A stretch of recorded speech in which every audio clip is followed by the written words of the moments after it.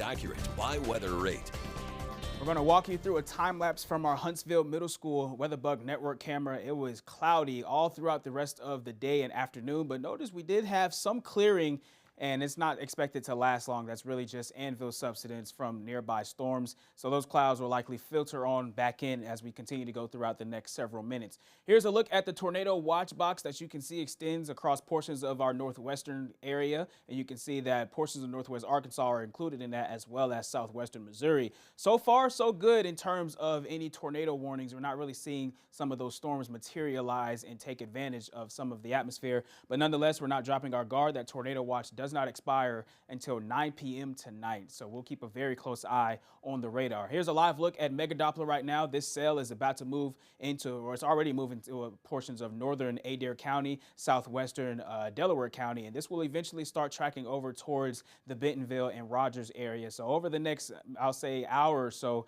maybe start making sure you're getting home, as the interstate will start to be, visibility will be reduced as the rain starts to come nearby, as well as occasional lightning strikes. Graduate Hotel right now still pretty cloudy, and the clouds really did a number on the temperatures today. Not as warm as we expected them to be, only into the lower 70s north of I-40 and down in the River Valley. Slightly warmer into the mid to upper 70s for some of you, but still not much taking advantage of the atmosphere. So satellite and radar right now showing you that cold front boundary off to our west. There are some showers and thunderstorms that are firing outside of that cold front, alongside, I should say, and you can see the tornado watch box that's extended into portions of our area, but notice no red warnings right now. So far so good, but we're continuing to track those storms, as there are some more down to the south that could be lifting up towards the River Valley over the next several hours. So right now, we're doing fine, but here are the risks. You can see the day one convective outlook, that slight risk across our entire coverage area pretty much,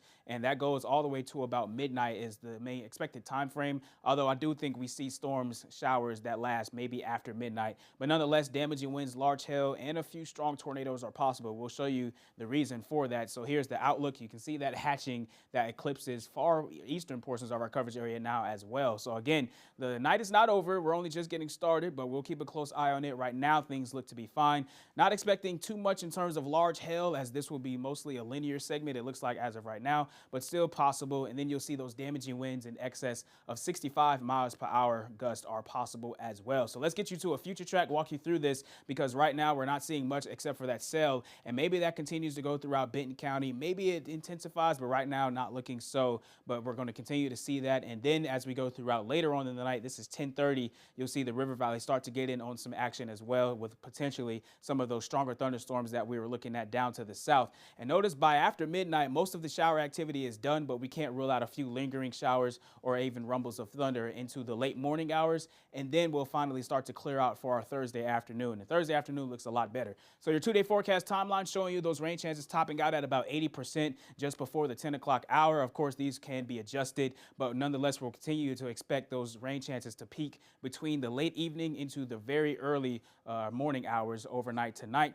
And temperatures over the next couple of days will not be a problem. Slightly cooler for your Thursday with lingering cloud cover, but we will start to expect some clearing. And then temperatures on our Friday back into the low to mid 80s. There you see the River Valley getting up to about 84 degrees by Friday. However, we are not done with the severe weather threats as we go throughout Friday. Unfortunately, we just keep them coming, especially for our far northwestern coverage area. You can see that we're expecting an enhanced risk, level 3 out of 5 for right now, or 3 out of 4 since it's the day 3. But nonetheless, we do expect significant severe weather to be possible. All the details, of course, with this storm system are still coming into fruition. We'll keep ironing out those details, but nonetheless, it looks like all threats will be on the table, especially when you see a hatching for a SIG 1, conditional intensity group 1 on the day 3. So that means we could have some pretty bad weather that covers portions of our northwestern coverage area. So nonetheless, future track showing you that not much going throughout your Friday, and then we'll start to see those storms move through late Friday into the early Saturday portion. We'll keep an eye on that and let you know all the details you need to know.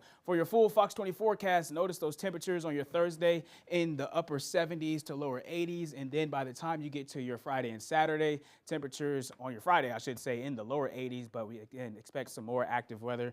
Josh, it looks like we're going to be busy once again Friday night into Saturday morning.